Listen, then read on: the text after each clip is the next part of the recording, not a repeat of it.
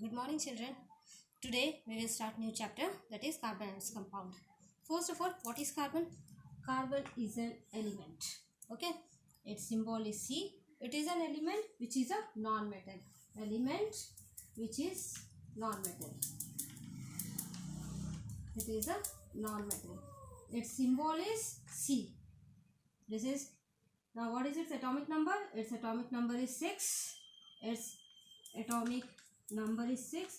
Atomic mass is 12. Okay, now electronic configuration is 2 4. So what is the valency of carbon?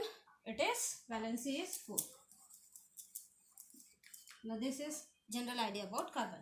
Now where can you see carbon? You can see carbon in all the living substances, living beings, it be animals, it be plants, everything. Even in non-living things also it exists, but carbon, it is found in nature, particularly in each and every living thing.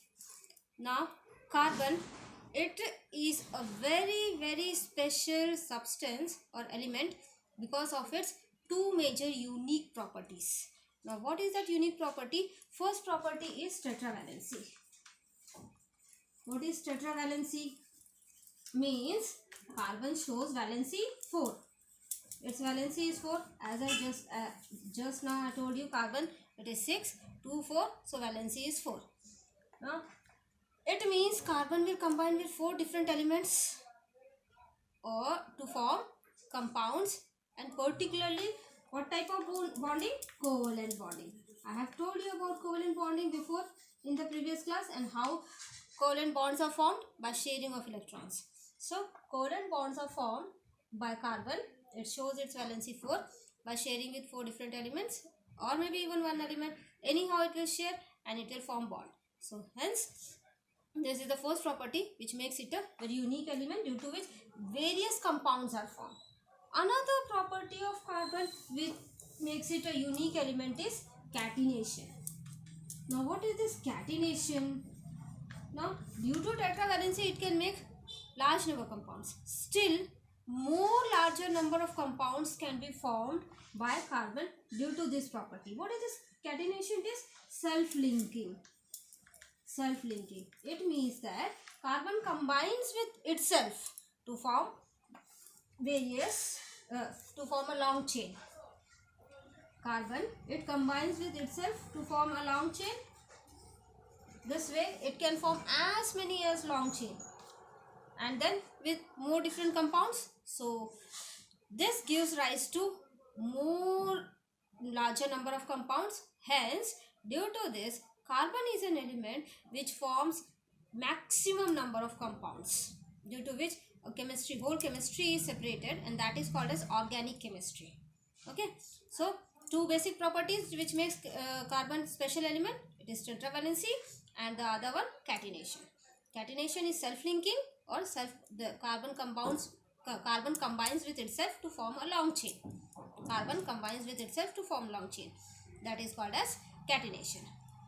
Now how does carbon exist in nature? Carbon exists in nature in combined state as well as free states. Now compounds which are formed in nature, all those are compound state. One special thing which we are going to study is about allotropes. What is allotropes? Carbon shows allotropic nature, that is in which which is present in free state. Now allotrope is the various physical forms in which an element can exist. This property of an element is called allotropy. The various physical forms in which element can exist. So carbon exists in various physical forms, that is, it is actually carbon, but it exists in different forms. What is that? It is diamond. Diamond is found in nature. It is nothing but carbon. Graphite, it is also found. It is also nothing but your carbon. Third allotrope is Buckminster fullerene. Buckminster fullerene. So these three are the allotropes of carbon. Okay.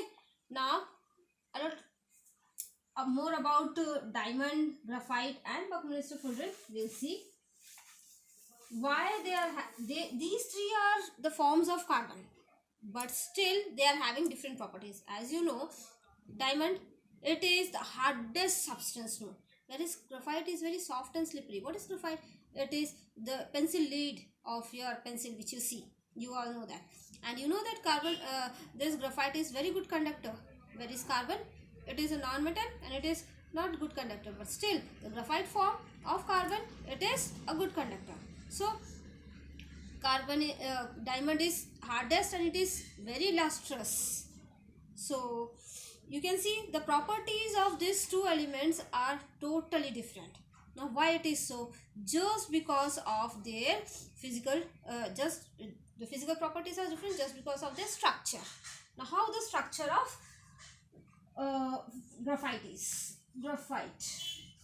The structure of graphite is hexagonal. Hexagon means, you know, this is hexagon, this is hexagon. Similarly, you can see here what happens in graphite. Hexagonal structures are formed.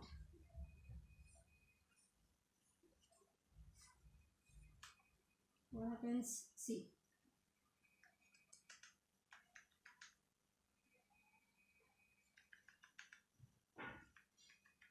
So it is in the form of layers. I told what? Hexagonal structure. Hexagonal structure means here one carbon atom, here second, here third, here fourth, here fifth, here sixth. So 6 carbon atoms are present. So it is hexagonal structure. Now in this what happens?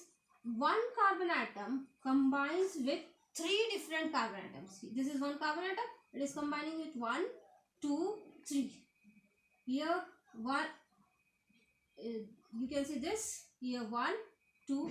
This is your 1, 1, 2 and 3. This is your carbon atom which it is combining. So in that, but you know that carbon has 4 valency. It is combining with 3 carbon atoms, or it is making 3 bonds. So where is the 1 left?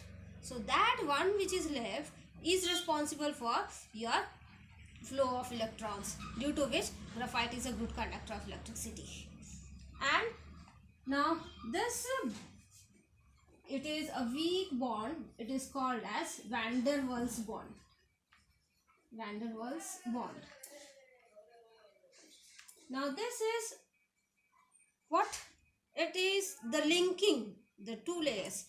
Graphite is in the form of hexagonal structure, in which each carbon atom is combined to 3 carbon atoms in the form of layers, one upon each other, and they are connected to each other. Each layer is connected to each other by a weak force, that is van der Waals force. And this is very weak force. It is not very strong. And due to this weak force, what happens? When we touch, one layer slides upon the other layer, and hence it seems to be soapy or slippery in touch.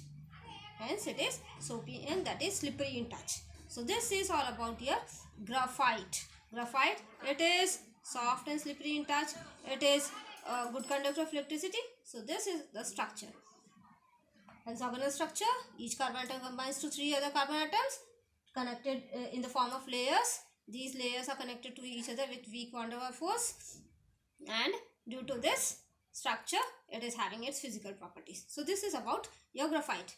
Now coming to your diamond.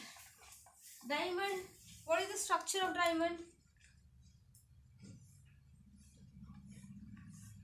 Diamond, in diamond, each carbon atom is connected to 4 other carbon atoms. I told you, in case of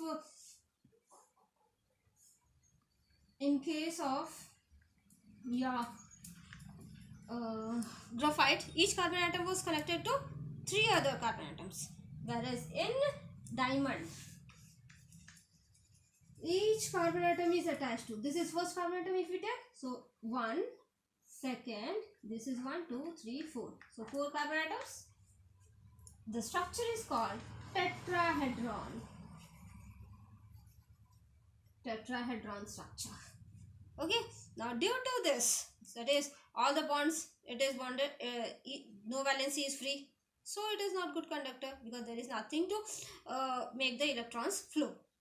Now each carbon atom is very closely bonded to 4 other carbon atoms. So what happens?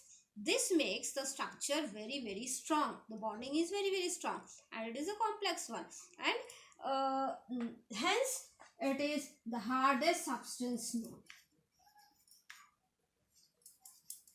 Tetrahedral structure.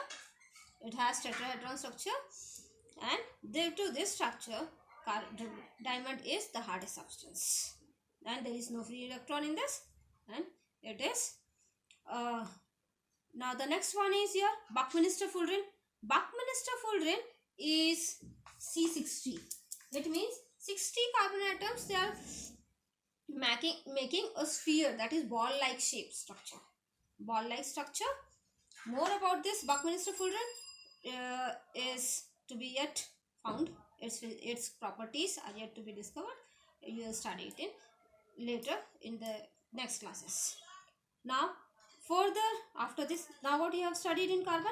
First thing, the properties of carbon, that is tetravalency and catenation, and the allotropes of carbon, the structure of diamond and structure of graphite.